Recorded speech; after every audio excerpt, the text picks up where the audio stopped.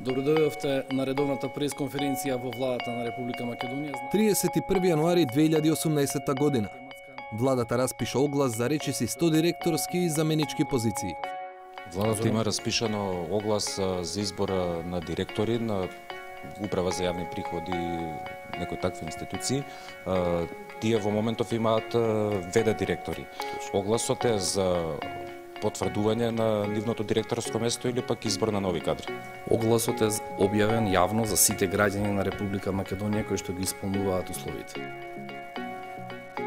И може да се пријават сите.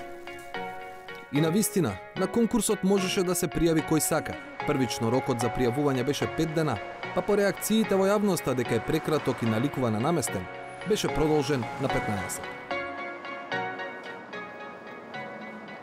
Еден месец подоцна главното прашање е кој е избран. Па 360 степени истражи. Дали меѓу избраните кадри има од оние сите кои можеа да се пријават на конкурсот, или пак сепак тој само послужи како параван за потврда на вршителите на должност, избрани претходно со политичка одлука. За разлика од многу други информации, одговорот на ова прашање не може да се најде на владината веб страница. Но таквите владини одлуки кога тогаш мора да излезат во службен весник. Проверувајќи ги последните изданија, стигнавме до изненадувачко откритие дека на владина седница на 20 февруари се избрани вкупно 31 директор и заменици директори. Владата не ја информираше јавноста за тоа во редовното соопштение од владината седница, а во дневниот ред беше најавена само точка кадровски прашања. На 27 февруари владата избрала уште најмалку 27 директори и заменици директори од редовите на ДУИ. Таа информација со јавноста ја сподели вице-премиерот Хазби Лика, а меѓу институциите во кои се пополнети директорските фотели се и такви што не беа дел од големиот оглас од 31 јануари. Овој избор се уште не е објавен во службен весник, а освен точката кадровски прашања, изборот не се споменува на друго место во дневниот ред или соопштението од оваа владина седница. Каде биле новите функционери пред изборот, проверивме еден по еден.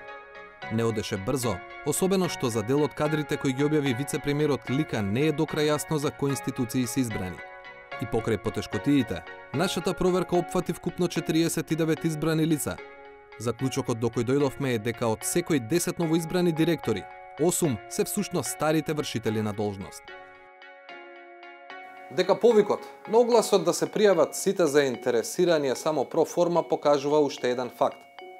Крајниот рок за пријавување по огласот беше 15 февруари, а рековме, 1/3 од директорите се именувани на 20 февруари.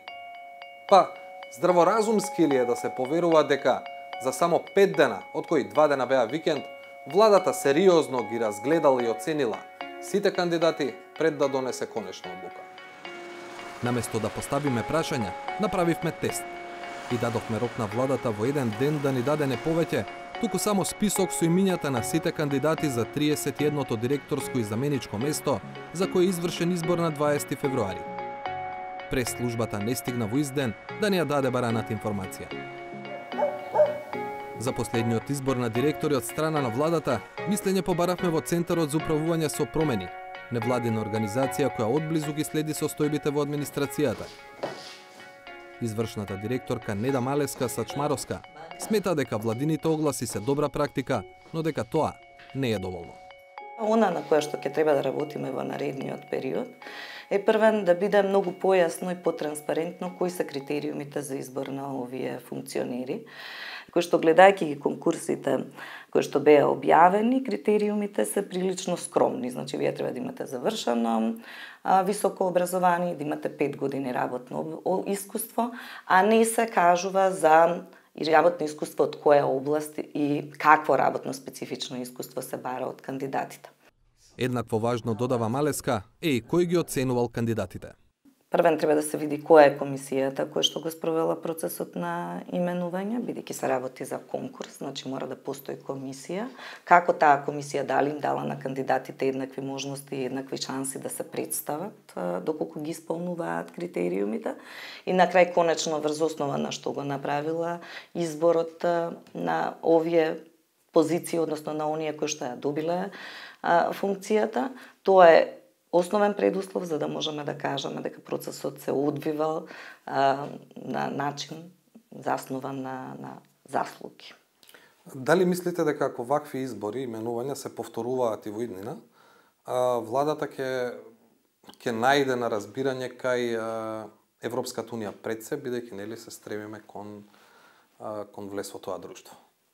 Ке треба сериозно да образложи како оди целата постапка, кои се механизмите и кои се критериумите, така што Европската унија веќе во скоро време ќе запраша владата на кој начин се одвиваат овие именувања и на овие позиции, така што доколку државата нема одговор во однос на ова прашање, ќе треба во иднина сериозно да се нафати на оваа тема и да воспостави солиден систем кој што ќе биде јавен и транспарентен.